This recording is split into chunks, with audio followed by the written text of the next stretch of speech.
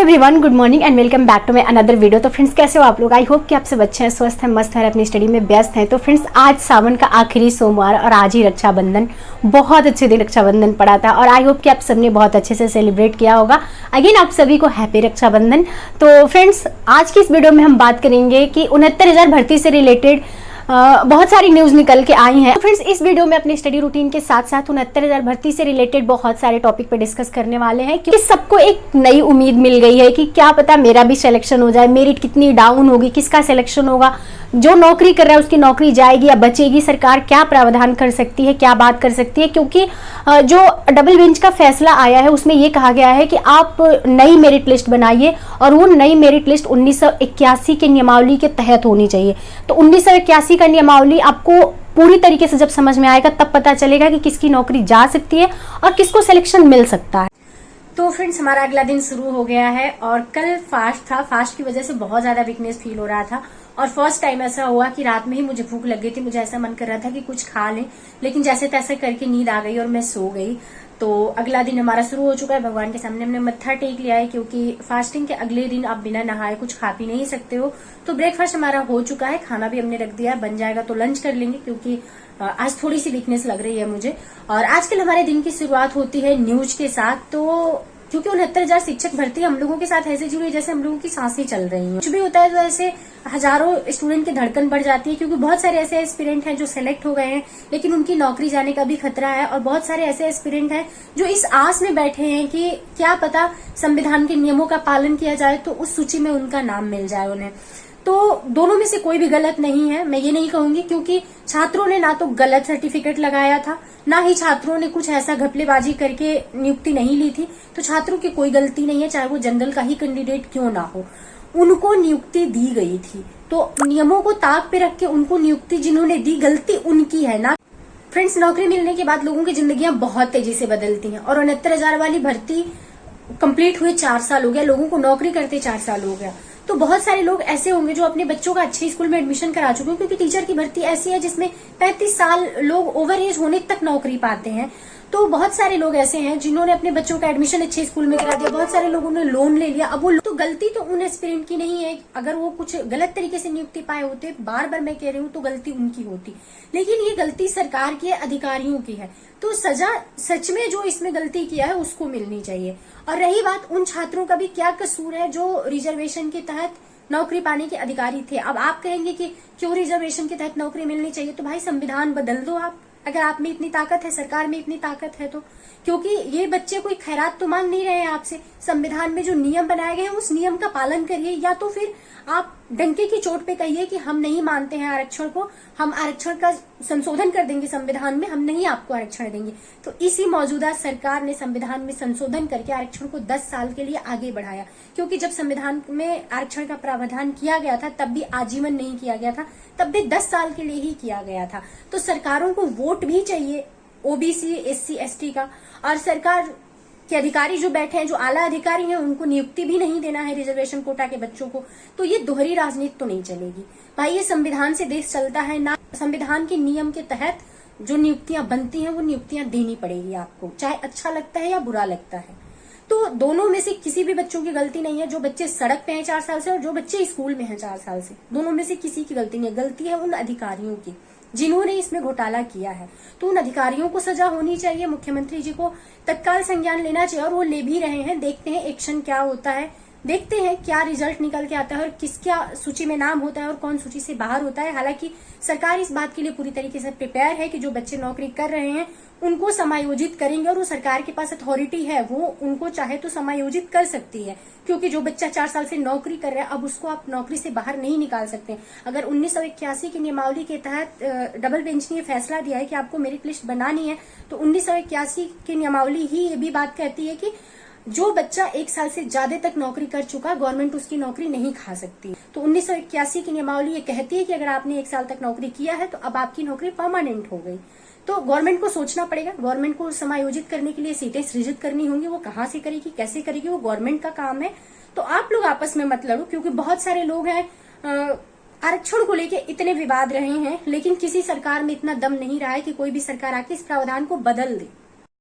तो फ्रेंड्स हमें क्रेविंग हो रही थी घर का खाना खाने की, क्योंकि कल रक्षाबंधन था और रक्षाबंधन पे बहुत सारे पकवान बनते हैं घर पे।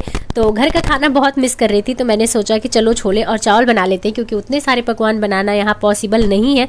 तो अपनी क्रेविंग्स को मिटाने के लिए मैंने छोले और चावल बना लिए।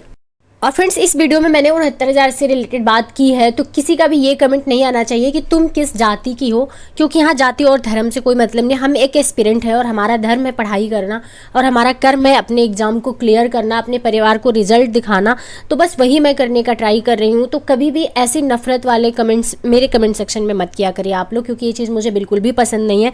ना तो मैं जाति के नाम पर राजनीति करती हूँ, ना मुझे पसंद है। और रही बात, एक आध यूट्यूबर ऐसे हैं जिनकी मैं डेली वीडियो देखा करती थी और मुझे बहुत पसंद था। मुझे ऐसा लगता था कि ये बहुत हार्ड वर्क करते हैं और छात्रों के हित में न्यूज़ देते हैं। लेकिन आज की उनकी वीडियो देख के ना मेरा मन उठ गया उनके चैनल से, क्योंकि आप ऐसे छात्रों को भड़का रहे हो ना, आप वन लाइनर पंच जो मार रहे हो, उसकी वजह से छात्रों के बीच में कितनी नफरत पैदा हो रही है। वो चीज़ शायद आप जानबूझ के कर रहे हो, क्योंकि अनजाने में इतनी बड़ी गलती तो नहीं कोई कर सकता है। तो फ्रेंड्स अभी करंट अफेयर्स की जस्ट मैंने एक क्लास कंप्लीट की, उसके बाद हम आ गए हैं अपना जियोग्राफी कंप्लीट कर रहे हैं, क्योंकि जियोग्राफी वाला सेक्शन भी हमें एनालाइज करना है कि कितने क्वेश्चन पूछा था इंडियन ज्योग्राफी से और कितने क्वेश्चन पूछा था वर्ल्ड ज्योग्राफी से। तो ये पूरी एनालिसिस तो कल की वीडियो में देखने को मिलेगी, क्योंकि आज की वीडियो में अभी केवल मैंने इंडियन ज्योग्राफी के क्वेश्चन का एनालिसिस किया है। तो जब ज्योग्राफी का एनालिसिस पूरी तरीके से कंप्लीट हो जाएगा तो वो मैं आप लोगों के साथ नेक्स्ट वीडियो में शेयर कर दूंगी, किस टॉपिक से क्वेश्चन पूछा था और कितने क्वेश्चन पूछा था। क्योंकि हमारी इस जर्नी में सबसे बड़ा गाइडर अगर मेरे लिए कोई है तो वो है हमारा प्रीवियस ईयर का क्वेश्चन पेपर और साथ में सिलेबस से भी ज़्यादा टाइम हम प्रीवियस ईयर के क्वेश्चन पेपर पे देते हैं, क्योंकि प्रीवियस ईयर का क्वेश्चन पेपर देखने के बाद समझ में आता है कि किस टाइप के क्वेश्चन आते हैं। और अभी हमारी क्रेविंग्स पूरी तरीके से शांत नहीं हुई थी। मुझे ऐसे कचौड़ी और आलू की सब्जी खाने का मन कर रहा था, जो कि यहाँ पर ना कहीं मिलती है ना ही बनाना पॉसिबल है। तो अभी हमने ले लिया समोसा और घर पर बना हुआ था जो छोला, वही छोला मैंने ऐड कर लिया, एकदम तीखी तिक्की सी चटनी ऐड कर ली, क्योंकि हम लोगों के यहाँ छोला समोसा मिलता है लेकिन वो मटर वाले छोले होते हैं। और कामाख्या माँ का मंदिर, वहाँ का छोला समोसा मेरा फेवरेट है, लेकिन बहुत सालों से मैं वहाँ नहीं गई हूँ। और मैं जब भी घर जाती हूँ ये सोच के जाती हूँ कि मैं जाऊँगी वहाँ, लेकिन टाइम नहीं मिल पाता है जाने का, क्योंकि बहुत छोटी सी फैमिली है तो अपने घर में ही उलझे हुए रह जाते हैं। फ्रेंड्स आज काफ़ी दिनों बाद मैप उठाया था और जियोग्राफी के कुछ क्वेश्चन मैंने देखे, क्योंकि अपने पेपर में जियोग्राफी का क्वेश्चन भी अच्छा खासा आया था। तो इंडियन जियोग्राफी से जो क्वेश्चन आए थे वो मैं देख रही थी कौन सा क्वेश्चन कहाँ से बना है। तो इसीलिए मैं कहती हूँ ना कि ये डिफिकल्टी ना फेस करनी पड़े। जब किसी सब्जेक्ट को आप ज्यादा दिन तक छोड़ देते हैं, नहीं रिवाइज करते हैं या नहीं पढ़ते हैं, तो उस सब्जेक्ट को जब उठाते हैं ना तो ऐसे लगता है कि बहुत टफनेस फील हो रही है, मन नहीं कर रहा है पढ़ने का। तो थोड़ा सा ऐसा फील हुआ। तो फ्रेंड्स जीएस ऐसा सब्जेक्ट है ना, जितना पढ़ो उतना ही कम लगता है, लेकिन हम लोगों के पेपर में जीएस का ही सबसे बड़ा रोल है। जीएस तो पढ़ना ही पड़ेगा, चाहे जैसे भी करके पढ़िए, और सिलेबस बहुत लंबा है।